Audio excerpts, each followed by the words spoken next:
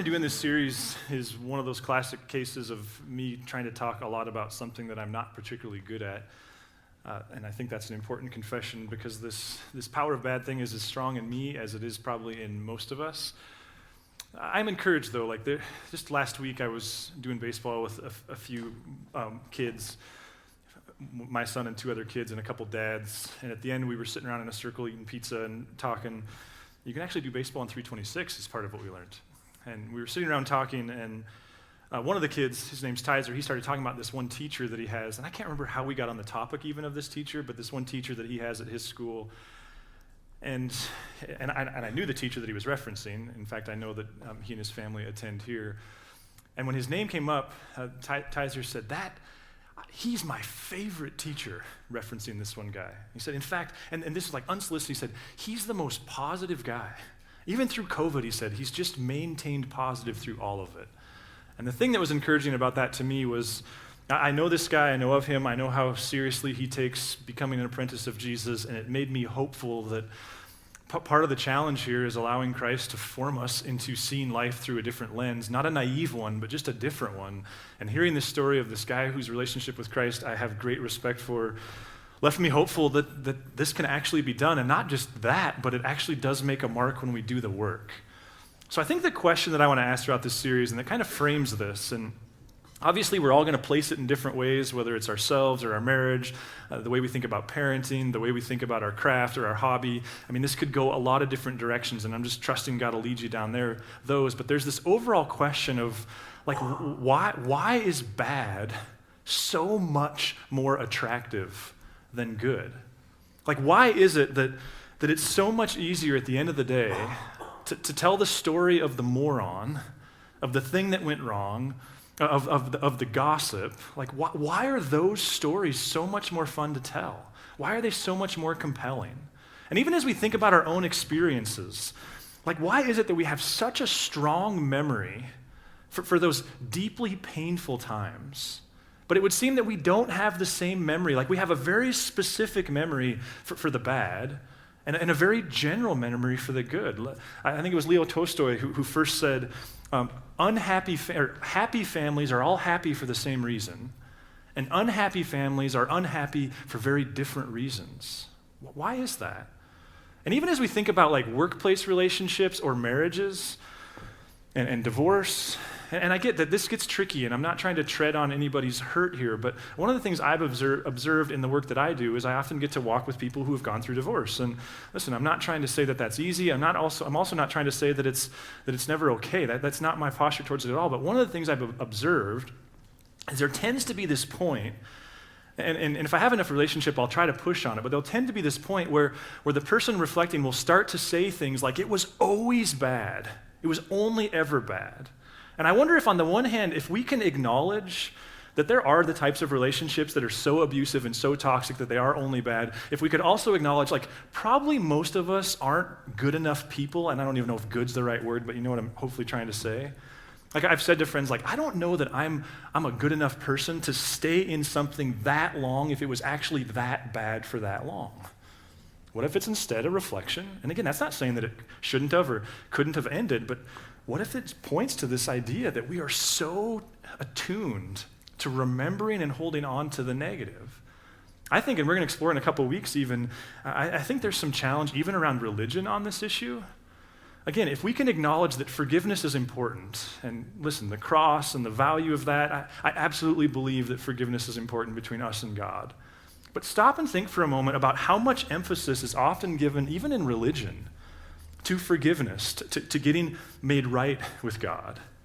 And how little emphasis, and I don't think the fault is always the church's, but how little emphasis is often given to gratitude. We think of things like going to confession, we think of things like repentance. Do we think of things like music as this opportunity to just unload everything that we're grateful for? Someone else has pointed out that in many religions, it only takes one bad thing, one bad act, to make you bad. And it can take a lifetime of good acts to make you good. Now, I don't think that's Jesus' worldview. I don't think that's the gospel narrative at all. But we begin to see this point of what happens and what is it about us that so attunes us to the negative. Now, the research there, and where I'm excited about this series, is there's such strong research on this. I first became aware of this book, The Power of Bad, which is a research-based book, because a friend of mine back in January said, hey, I'm reading this book, it's really good. And probably all of us, when we hear that, either A, you go, I don't read books, or B, you go, I've got a backlog of 6 books, and so it takes a few times to hear it for you to really kind of take it seriously. Especially for me, because he is actually one of those where if you start trying to find him giving stuff away via podcast, he doesn't do a lot of podcast stuff, so it's hard to get his material outside of the book. Then, I'm going to guess it was sometime in early April. This was a friend who I processed a lot of COVID stuff with, and we had similar enough vocational lives that there was just this chance to really kind of make sense of this world that nothing made sense anymore. And it was sometime in late March, early April, I'm going to guess, he made the comment that was something like, the 2 books, he said, the 2 books that more than anything else have gotten me through COVID thus far, and he referenced 2 books. One was Cal Newport's Digital Minimalism, and quite frankly, that got my attention because that's a book that we featured in February in a series called Save Me From My Cell Phone that I think is so important, and probably more important now than it was a year ago, because suddenly staring at our screens has not just become a hobby, but a way that we do work and the way we do school, and I think that the need for his work is coming afresh and anew again. The other one he referenced was The Power of Bad. And so in that instance, I went back to my office after that meeting, and sometimes what I'll do when I'm committed to reading it is I'll just order the book and put it in a stack, and sometimes it'll sit in that stack for a couple of years before I get to it. I just finished a really good one by a Catholic scholar that's been sitting there for a couple of years. Sometimes I frankly never read it at all, but I ordered it, put it in that stack, and then in the days that followed, I don't remember what prompted it, but Hannah and I were in a conversation, and I said to Hannah, well, I got this book. If you want to read it, frankly, I would really appreciate it, because sometimes it's just helpful to go read it and you tell me if it's worth reading when I get to it. I bought it, I had it, she took it, she read it, and within just a few days, I want to say, she was starting to say things like, this book is amazing. So then, I think my wife had made a comment about looking for something, so I ordered her a copy, took that to her, and Teresa very quickly started saying similar things, like this book is really good. Finally, I got to it. And here's basically the premise of his book, and I think it's important to say it was published in 2019, so in many ways pre this last election cycle, pre the political divide that we're dealing with, pre-COVID, all that stuff. But really the premise of the book, as I understand it, is something like we as humans have a biological predisposition for focusing on what's bad. And whether you think in evolutionary terms or not, I don't think matters. Whether you're talking micro or macro evolution, what he's saying is take humans all the way back to hunter-gatherers on the savannah, so to speak, that what happens is that this predisposition, it's what biologists call it's adaptive. And what adaptive means is, like the negativity bias is adaptive because it ensures your survival. Because, and this is, I think, his example, the hunter-gatherer on the savannah, the ones who focused on the poisonous berries and talked about them, they lived longer than those who just focused on the tasty ones. And the hunter-gatherers who focused on the dangerous lion, those are the people who've made it, who lived. And his point is really like that this is core to who we are biologically, and the trick is life for many of us is less dangerous. And the second factor here, and you could study this more if you want, is he uses this phrase, I think it's a technical phrase, availability entrepreneurs. That speaks to pastors and churches and theologians. It speaks to trial attorneys and researchers and politicians. It speaks to the news media. Like an availability entrepreneur, and the way he speaks to this is we oftentimes know, sometimes consciously, sometimes subconsciously, that negative sells. That the best way to sell something is to scare the hell out of somebody. We're going to talk in a few weeks. I think our greatest challenge as followers of Jesus right now is how do we honor him without it just being as simple as scare the hell out of him? Like how do we make it more compelling rather than just fear-based? And his part of what he says, again, pre-last election cycle, is that biological tendency that we have, it's been commercialized today, and it's taken on the form of the news media. That it is designed to elicit fear from us. It sells through fear, and he doesn't actually fault them for that. He says the responsibility is on you and I to therefore to moderate accordingly. But what if he's right? Like, what if we do have this predisposition? Now, this is where I get excited because there is some science, and I'm just going to kind of share a little smattering of some of what he points out as this kind of research-based science. The first thing he points to is first impressions. Like, we tend to know intuitively, it's also been backed through research, that a negative first impression is far more powerful on the future of a relationship than a positive first impression.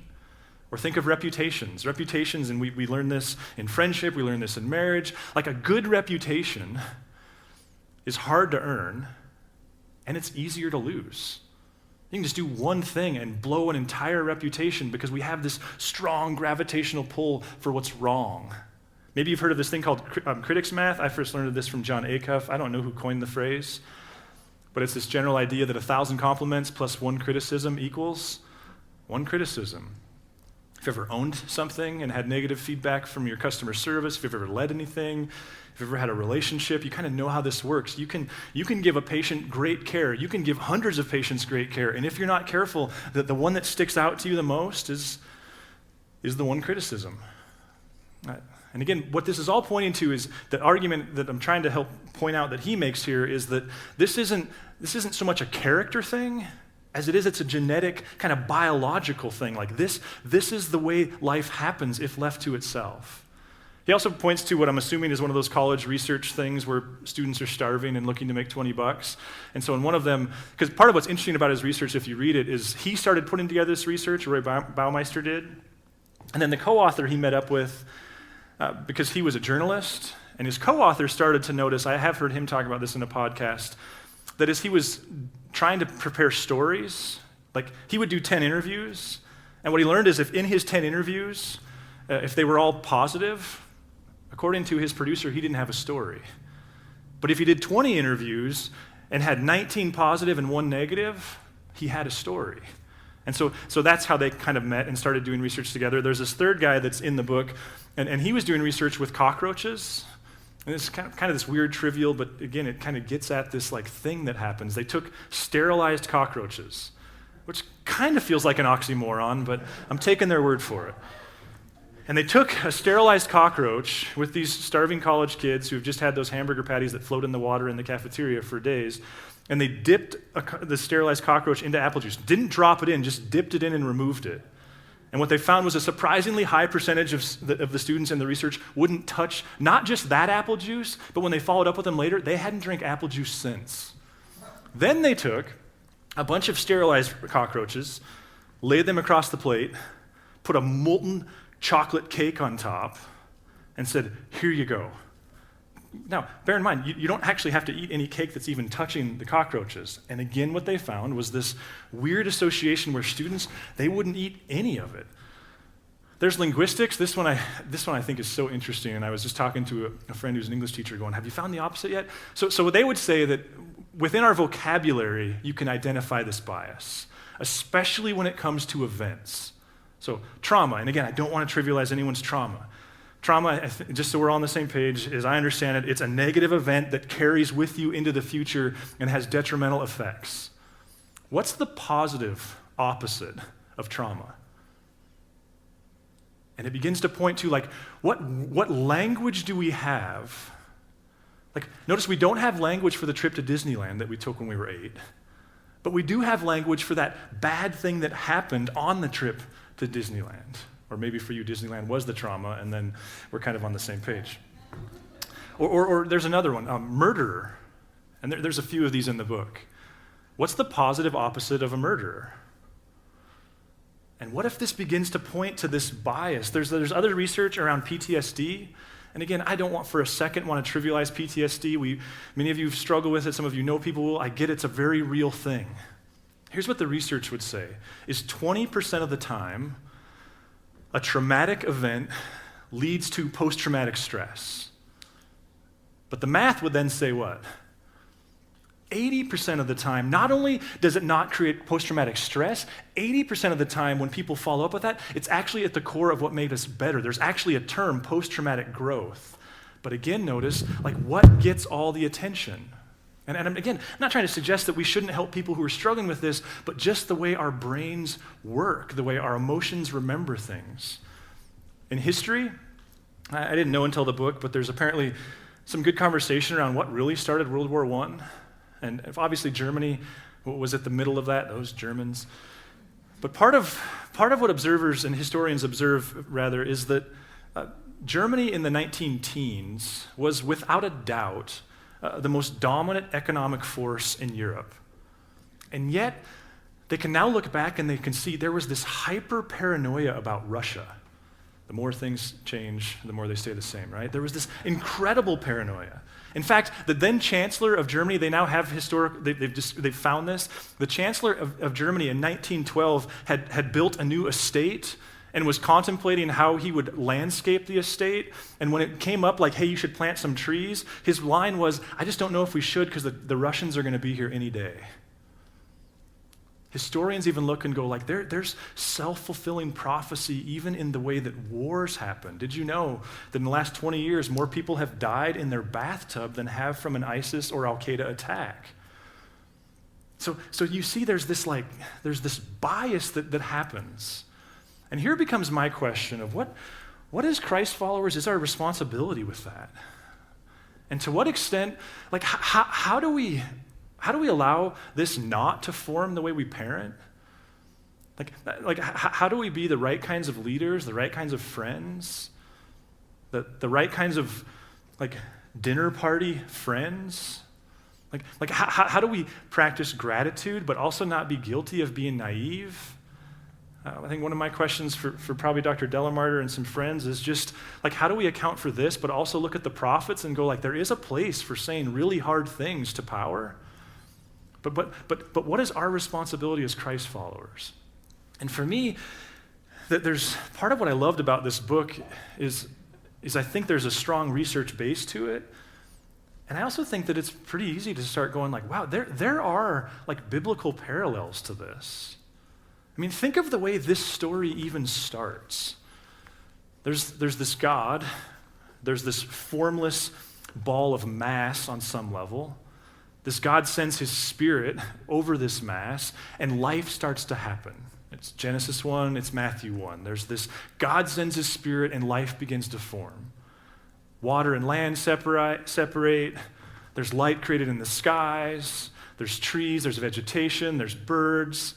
There's animals on the land, there's creatures in the sea, and after every iteration of creation, and again, don't get caught up on the literal or lack thereof nature of this. It doesn't matter necessarily how you land on that to get the point of Genesis 1, which is partially what? What's the refrain after every creation iteration?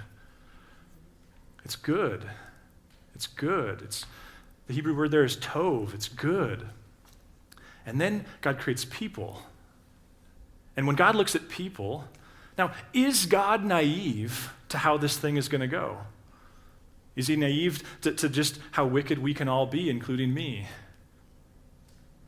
That seems to be one of the great questions about control and sovereignty and those things. And yet, when God looks at people, what's the phrase? What's the refrain? What's the statement? It's very tov. So if we're not careful, we're a part of a religious tradition that's constantly emphasizing how bad people are, but the story doesn't start there. It starts with a God who says, no, it's good. It's good. And then chapter 2, which is, in some people's mind, a different creation story, but in my mind, whatever, but it kind of builds on the role of humanity all the same. And if you think about some of those hierarchy of needs things that you maybe learned about in high school or college, by Genesis chapter 2, people's needs are met.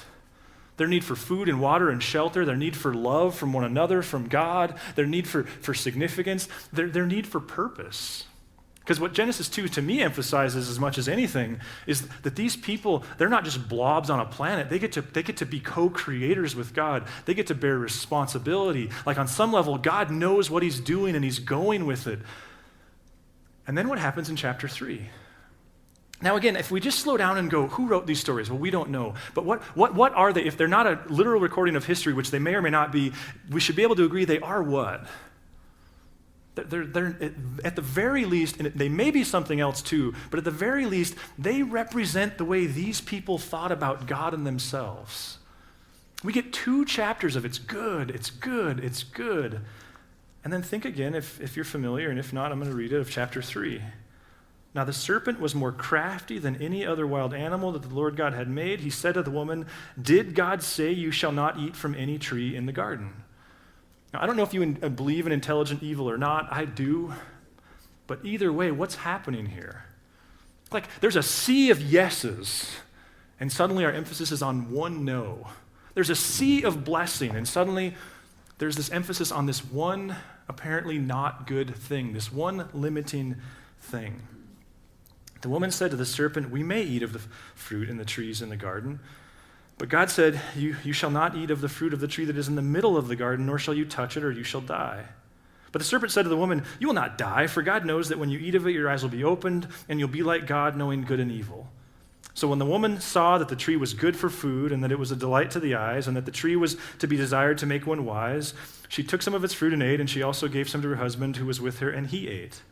Then the eyes of both were opened, and they knew that they were naked, and they sewed fig leaves together and made loincloths for themselves. Now, what's the primary message here? Well, it seems to be something about trusting God for our definitions of good and evil. But there's a minor chord in this song, isn't there? A song about how prone we are to give more attention to what's not than what is, to what's bad than what's good. What if Jesus, who we would believe is Orthodox Christians, came to save us from our sin? If we believe that resurrection and the birth and Jesus' life is about getting back into the garden and doing it right, fixing what was broken, what if this is part of it? That from the inside out, this God fundamentally knows our tendency and calls us to something more. See, what I love about the story of my friend is this realization that I don't know his family of origin. I don't know to what extent he had parents or grandparents or mentors who were good at this. I do operate on the assumption that he doesn't see the world through that lens without some kind of discipline, without some kind of transformation. And oftentimes we look for Jesus' transformation in a person's ability to espouse great theology or attend church. I'm not saying those things lack value, but what if Christ shows up in the people around us who they're not naive, they're just of a different mindset? Think of Jesus in Matthew 5, and I actually want to read this one from the Message. But if we think of Jesus who came to rescue, think of how he starts his great Sermon on the Mount. Here's another way to put it. You're here to be light, bringing out the God colors in the world. God is not a secret to be kept. We're going public with this, as public as a city on a hill. If I make you light bearers, you don't think I'm going to hide you under a bucket, do you? I'm putting you on a light stand. Now that I've put you there on a hilltop, on a light stand, shine. Keep open house. Be generous with your lives. By opening up to others, you'll prompt people to open up with God, this generous Father in heaven. What if, I just get fascinated by the science of this. If the science is true, and that would seem to be like an inevitability principle, what if Christ working in us wants to take us a different direction? What if that's part of the pull? I think of the Apostle Paul, who sometimes when you read his stuff and it seems so flowery and nice and beautiful, you have to remind yourself that he was writing it from prison, that he was not probably long after that decapitated by Caesar, that he was oftentimes writing to people who were also in grave danger because of their faith and were going through great suffering. And at the end of his letter to the Philippians, listen to the way he says it in Philippians. Again, I'm going to read the Message version because some of us are so familiar with it that are just eyes callous over or ears callous over. Celebrate God all day, every day. Revel in him. Make it as clear as you can to all you meet that you're on their side, working with them and not against them. Help them see that the master is about to arrive. He could show up any minute. Don't fret or worry. Instead of worrying, pray. Let petitions and praises shape your worries into prayers, letting God know your concerns. Before you know it, a sense of God's wholeness, everything coming together for good, will come and settle you down. It's wonderful what happens when Christ displaces worry at the center of your life. Summing it all up, my friends, I'd say to you, you'll do best by filling your minds and meditating on things true and noble and reputable and authentic and compelling, gracious, the best, not the worst, the beautiful, not the ugly, things to praise, not things to curse. Put into practice what you learned from me and what you heard and saw and realized. Do that, and God, who makes everything work together, will work you into his most excellent harmonies. One of the tricks for me is, I think to whatever extent I have visionary skill, it's tied to the fact that I can step into any room in almost any situation and see what's wrong. And on some levels, that's a strength, but mostly it's a liability. I think I first became aware of this when I was 20. I was a new intern at a new church, working for a guy named Vern, who's the most visionary person I've ever known personally. We were pushing portable church boxes off of a trailer into Skyview High School to set up for church. I do not remember what he said. I also don't remember what I said. I just remember that he shared some idea. It's probably some weird idea, and invariably it was. And I remember not what I said, but what I was saying, and that was like, no, that's a stupid idea. I don't remember what he said back to me, but I can feel his affect. And his affect was, and his words, I don't remember what they were, but his words were something like, well, if you're going to be like that, I'm just going to stop sharing ideas with you. What parent hasn't felt that? What friend hasn't felt that? Is there a time for giving honest, critical feedback? Of course there is. Is it with the frequency with which people like me practice? I don't think it is.